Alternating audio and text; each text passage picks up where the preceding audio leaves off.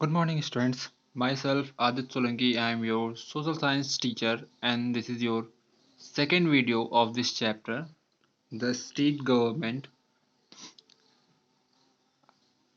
In previous video, we discussed about the governor and the power and functions of governor, chief minister, power and functions of chief minister, and their qualifications, and a structure of state government. इसके पिछली वाली video में हम लोगों ने governor के बारे में पढ़ा था कि क्या क्या एलिजिबिलिटी क्राइटेरिया होता है अगर किसी पर्सन को एज गवर्नर अपॉइंट किया जाए उसके लिए, और उसके पावर और फंक्शंस क्या क्या होते हैं। और चीफ मिनिस्टर के बारे में पढ़ा था कि चीफ मिनिस्टर के लिए कौन कौन सी एलिजिबिलिटीज़ होती हैं, उनके उसके क्या क्या फंक्शंस होते हैं। काउंसिल ऑफ मिनिस्टर्स के बारे में पढ़ा था और एक स्ट्रक्चर पढ़ा था स्टेट गवर्नमेंट का कि स्टेट गवर्नमेंट का लेजिस्लेचर किस हिसाब से वर्क करता है, किस पैटर्न पे वर्क करता है। और इसमें हम लोग स्टेट लेजिस्लेचर को डिटेल में पढ़ेंगे, उसी पैटर्न को। चलिए स्टार्ट करते हैं आज की इस वीडियो को। The legislature perform many functions, यानी कि कई प्रकार के फंक्शंस परफॉर्म करता है।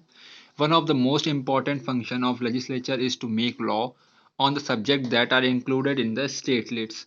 और इसका सबसे मेन जो फंक्शन होता है वो यह होता है कि ये उन विषयों पर, उन सब्जेक्ट्स पर लॉ बनाता है, कानून बनाता है जो कि स्टेट लिस्ट में लिखे होते हैं या जो स्टेट यानी राज्य सरकार के अंतर्गत आते हैं। Most state in India have a unicameral legislature, a legislature with one house called the legislative assembly और द विधान सभा। ज़्यादातर स्टेट्स में कैमरल लेजिस्लेचर है, यानी कि यहाँ पे केवल लेजिस्लेटिव असेंबली ही है, जिसको हम लोग विधानसभा कहते हैं।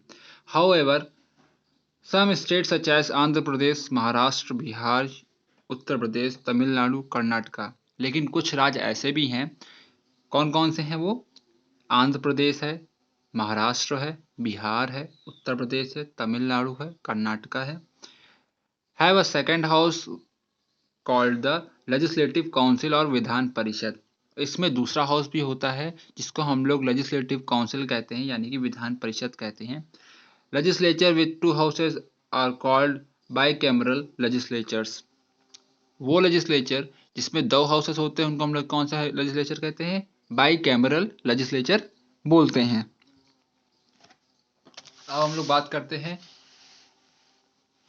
फर्स्ट हाउस के बारे में, यानी कि विधानसभा के बारे में। Every state has a legislative assembly, यानी कि प्रत्येक स्टेट के पास उसकी लेजिस्लेटिव असेंबली होती है, which is popularly known as, जिसको मुख्य तौर से विधानसभा कहा जाता है। This assembly represent the power of the common people, यानी कि ये असेंबली रिप्रेजेंट करती है कॉमन पीपल्स की पावर को, यानी कि यहाँ के जो मेंबर्स होते हैं वो कॉमन पीपल्स के द्वारा इलेक्ट किए जाते हैं। The member of legislative assembly are directly elected by the people on the basis of voting, यानी कि वोटिंग के आधार पर, चुनाव के आधार पर इसके मेंबर चुने जाते हैं। The number of Vidhan Sabha member can not be more than 500 और लेस देन 60।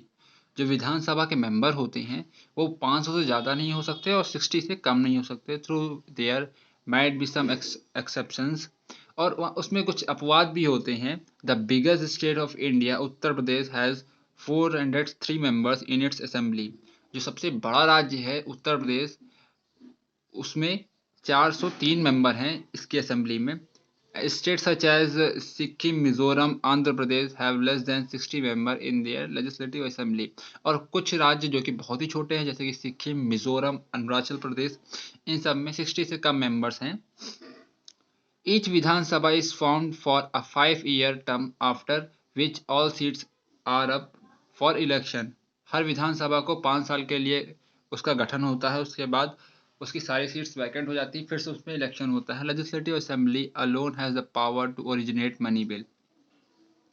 और लेजिस्लेटिव असेंबली के पास ही पावर होती है कि मनी बिल को ये जनरेट कर सके, ओरिजिनेट कर सके।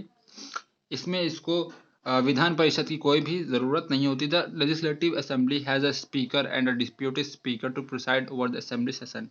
और लेजिस्लेटिव असेंबली में एक स्पीकर होता है और एक डिप्यूटी स्पीकर होता है, जो कि उसके जितने भी सेशन होते हैं उसको प्रिसाइड करता है, उसको चलाता है, उसकी टाइमिंग शेड्यूल फिक्स करता है और उसकी देखरेख करता है। देन आपके नेक्स्ट हेडिंग है Vidhan Parishad. Legislative council is the upper house of the state legislature. State legislature का अपर हाउस होता है legislative council. It is also known as Vidhan Parishad, इसको विधान परिषद भी कहते हैं। The parliament of India has the power to create and abolish the legislative council of the state on the basis of resolution adopted by the special majority in the assembly। यानी कि India के parliament के पास ये power होती है कि वो किसी भी स्टेट के लेजिस्लेटिव काउंसिल को क्रिएट कर सकती है और हटा सकती है, और उसके लिए एक स्पेशल मेजोरिटी चाहिए होती है असेंबली में। All the members of legislative council are either indirectly elected or nominated by the governor. और जितने भी मेंबर्स होते हैं लेजिस्लेटिव काउंसिल के, वो इनडायरेक्टली इलेक्टेड होते हैं या फिर गवर्नर के द्वारा नॉमिनेट किए जाते हैं। The total number of members in the Vidhan Parishad of the state should not exceed at 1/3 of the total member of the Vidhan Sabha. यानी कि जितने भी मेंबर विधानसभा में होंगे उसके 1/3 से ज़्यादा नहीं हो सकते हैं।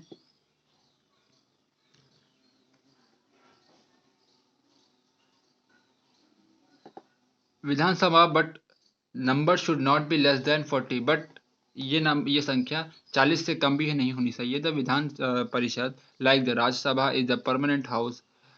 विधान परिषद जैसे कि राज्यसभा एक परमानेंट हाउस है। इट इज नेवर डिसॉल्व्ड, यानी कि पूरी तरीके से कभी भी निष्कासित नहीं होता है। The tenure of its member is 6 year, यानी कि इसके मेंबर्स का जो टेन्योर होता है, कार्यकाल होता है, वो 6 साल का होता है। 1/3 of its member retire every 2 year, और हर 2 साल में इसके 1/3 मेंबर चेंज हुआ करते हैं, जिससे कि ऐसा कोई भी कंडीशन क्रिएट नहीं होती कि ये कम्प्लीटली खाली हो जाए।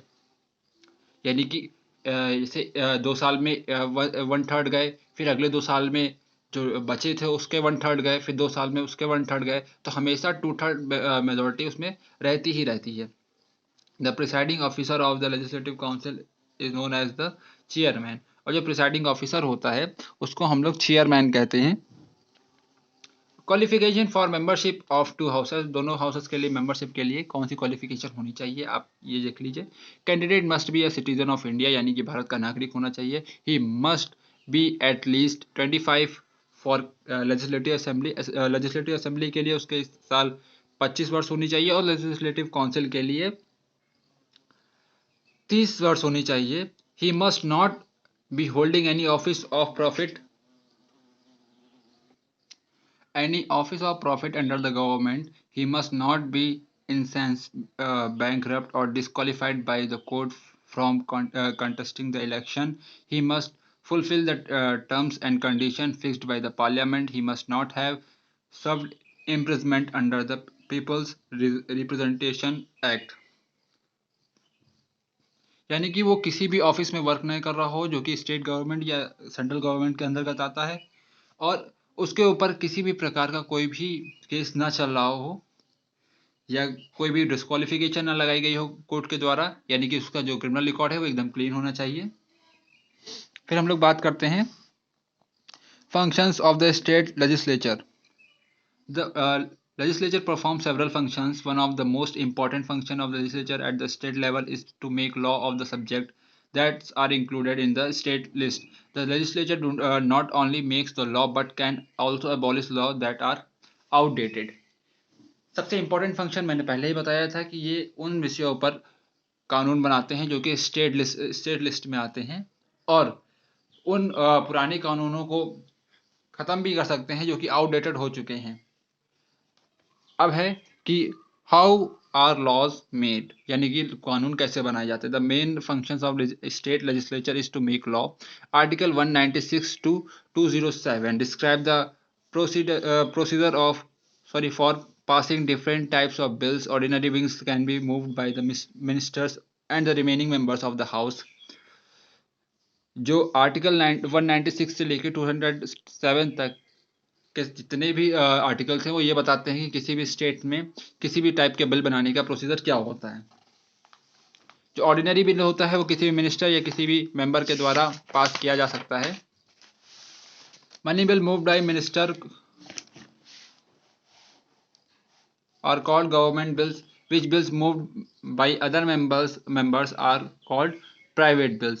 यानी कि सरकार के किसी आदमी द्वारा जो सरकार सत्ते में है उसके द्वारा कोई बिल आगे बढ़ाया जाता है तो उसको गवर्नमेंट बिल कहते हैं, और अदर किसी मेंबर्स के द्वारा बढ़ाया जाता है तो उसको प्राइवेट बिल कहते हैं। अब हम लोग बात करते हैं ऑर्डिनरी बिल और मनी बिल के बारे में। Ordinary bill, an ordinary bill can be introduce in either the upper house or the lower house when a bill is tabled, it is discussed and debated upon. After the bill has been debated, it is put to vote. If it is passed in the Vidhan Sabha by the majority, it had sent to the Vidhan Parishad for debate and vote. The Vidhan Parishad cannot keep the bill for more than 6 months.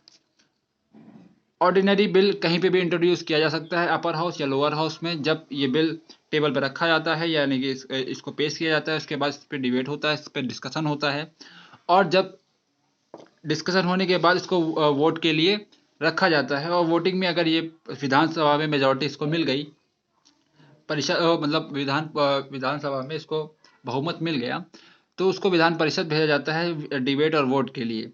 But विधान परिषद इसको 6 महीने से ज़्यादा नहीं रख सकती है, उसको उसके अंदर ही इसका आंसर देना होगा। देन आपका सेकंड है money bill. Money bill, so far as the money bill budget is concerned, it can be originate only in Vidhan Sabha, यानी कि केवल विधान सभा में इंट्रोड्यूस किया जाता है। It is introduce by the minister and governors consent.